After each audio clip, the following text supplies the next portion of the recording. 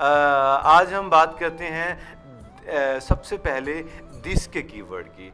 Dart में this का keyword क्या काम करता है, ठीक है। ओके जी, क्या लिखा है दिस का कीवर्ड? हाँ जी, दिस का कीवर्ड एक रिजर्व्ड कीवर्ड है, ठीक है। अब the this keyword is used to refer the current class object. क्या लिखा हुआ है, क्या काम करता है ये?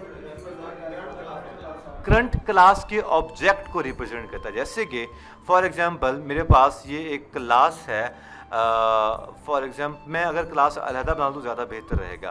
तो ये क्लास बनाई और क्लास में मैंने डाल दिया क्या, फॉर एग्जांपल एक क्लास बनाई जी टू के नाम से, ठीक है। और यहाँ पे क्लास STUDENT स्टूडेंट, इसमें फॉर एग्जांपल इंट एज, ये जो लिखा हुआ है इंट एज, ये अब बताओ कि क्या डेफिनेशन लिखी? The this keyword is used to refer the current class object. Current class ये वाली है जिसके ऊपर अभी हम काम कर रहे हैं। करंट क्लास का मतलब जिस पे हम अभी काम कर रहे हैं। सो करंट क्लास का जो ऑब्जेक्ट होगा इसको रिप्रेजेंट करेगा दिस कीवर्ड। आगे बताता हूँ कि क्या इसका फायदा क्या है, इसको क्यों इस्तेमाल कर रहे हैं हम लोग। It indicates the current instance of the class, method और कंस्ट्रक्टर। ये बताता है कि अगर फॉर एग्जांपल यहाँ पे हम एक फंक्शन भी बना दें शो मी के नाम से, तो ये बताता है कि दिस, कि भाई इसका शो मी बताओ, इसका शो मी, कि इस क्लास का शो मी है। दिस का मतलब क्या होता है? ये हाँ, ये रातें, ये मौसम, नदी का किनारा, ये चंचल हवा। It can be also used to call the current class method और constructor। ये करंट क्लास के मेथड्स को और कंस्ट्रक्टर को कॉल करवाने के लिए भी इस्तेमाल होता है, ठीक है। ये सारी लाइनें हम अभी तस्दीक करेंगे। It eliminates the uncertainty between class attributes and parameter names are the same। मतलब ऐसा हो सकता है कि ये एम्बिग्यूटी को ख़त्म करता है। आपको पहले बता दूं मैं कौन सी एम्बिग्यूटी को, कि कई दफ़ा ऐसा हो सकता है कि फॉर एग्जांपल मैंने एज ये लिखा है, इसके अंदर भी इंट एज लिख दिया गया है।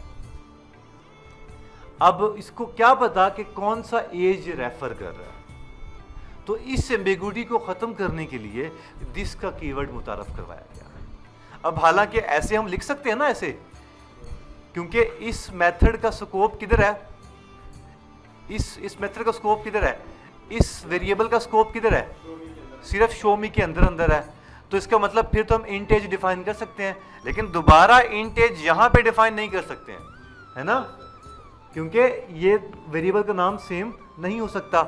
लेकिन इस मेथड के अंदर डिफाइन कर सकते हैं क्योंकि इसका स्कोप कहां पर है, इसी के अंदर है।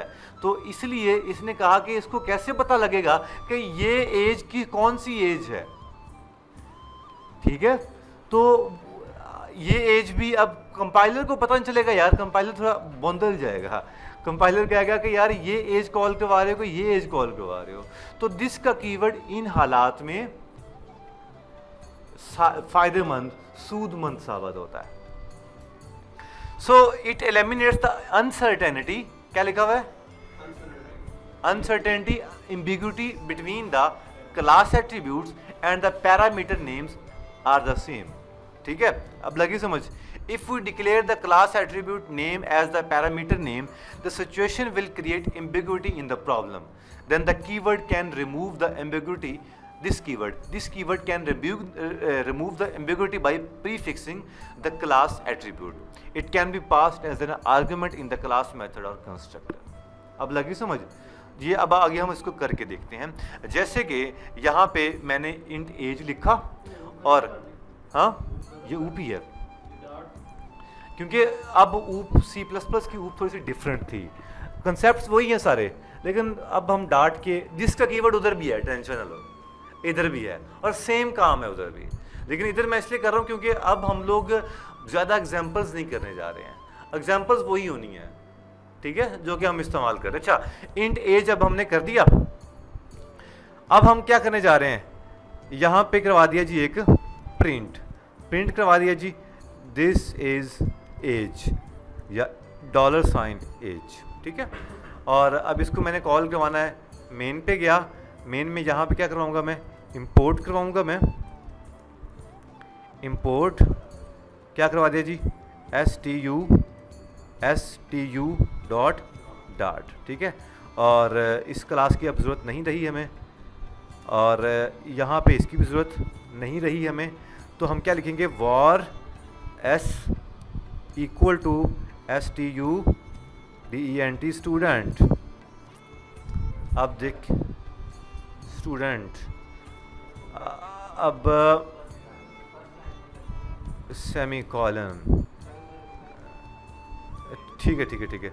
और शो मी को अब हम प्रिंट करवाते हैं, क्या लिखेंगे, s डॉट शो मी, ठीक है।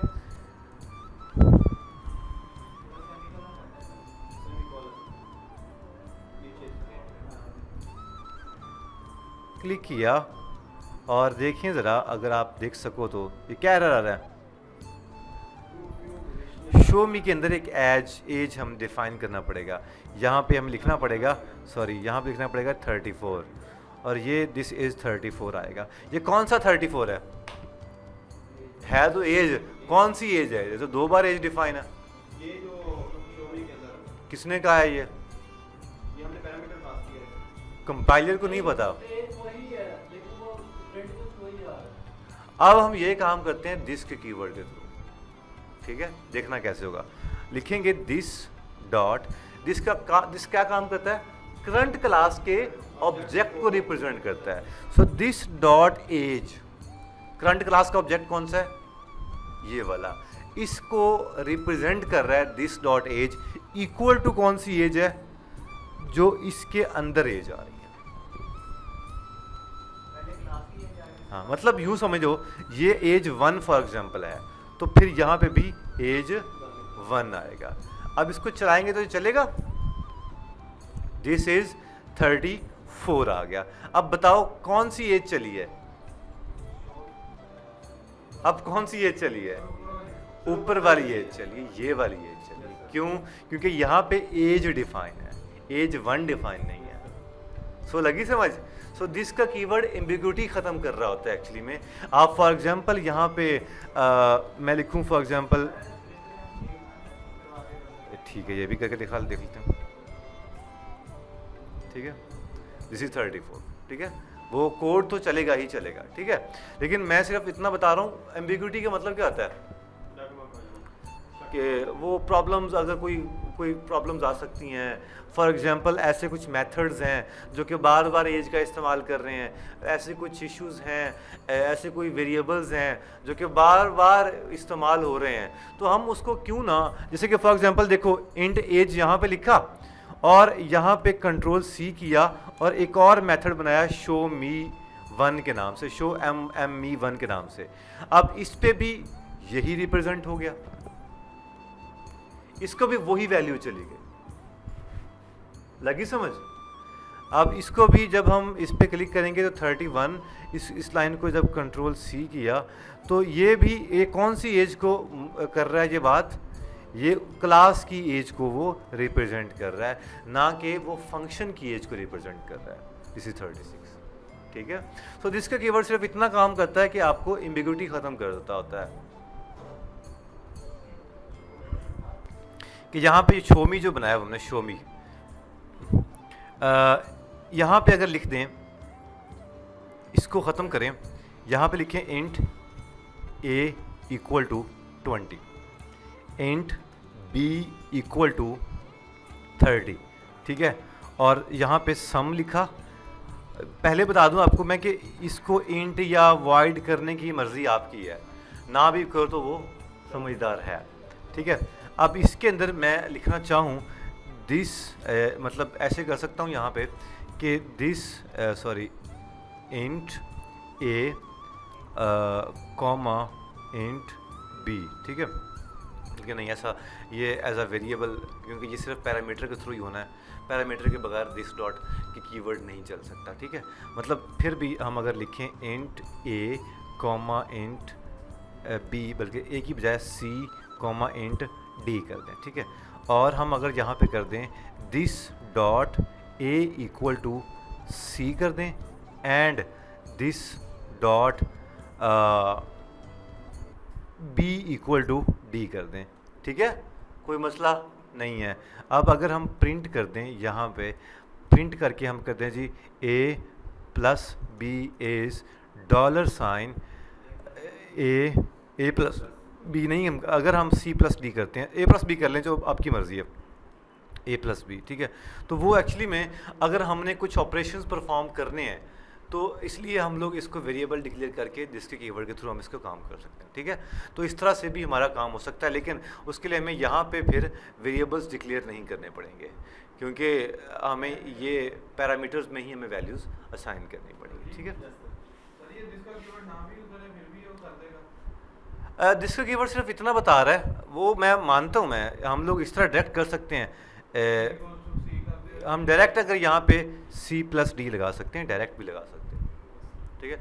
लेकिन सिर्फ आपको मैंने एक नए वेरिएबल से एक नए कीवर्ड से आपको मुतारफ़ करवाया कि जिसके कीवर्ड के थ्रू भी मे बी आप ऊपर भी वेरिएबल सेम नेम से डिक्लेयर कर रहे हैं और नीचे भी सेम नेम से डिक्लेयर कर रहे हैं, तो आप उसको अपने समझने के लिए डेवलपर को समझ आ जाए कि यार ये वही कीवर्ड है, वेरिएबल है जो कि ऊपर भी वेरिएबल डिक्लेयर है, ये वही हम पास कर रहे हैं या एज अ वही कंसिडर कर रहे हैं। सो दैट्स वाई ये ज़रूरत पड़ जाती है, ठीक है।